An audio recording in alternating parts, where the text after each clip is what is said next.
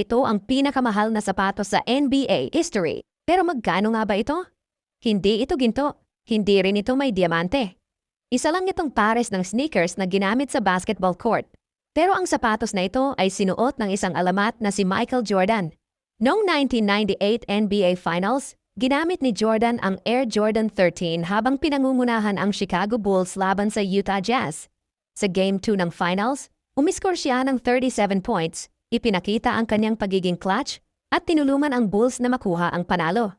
Pagkalipas ng maraming taon, ang mismong sapatos na iyon ay inilagay sa auction. Dahil sa kasaysayan at halaga nito sa mundo ng basketball, nabenta ito sa halagang $2.2 million o higit 120 million pesos. Hanggang ngayon, hawak pa rin nito ang record bilang pinakamahal na pares ng sneakers na naibenta sa buong mundo. Isang patunay kung gaano kalaki ang legacy ni Michael Jordan sa NBA. Kung nagustuhan mo ang ganitong mga basketball facts, i-like mo ang video at mag-follow para sa mas marami pang interesting na kwento sa NBA.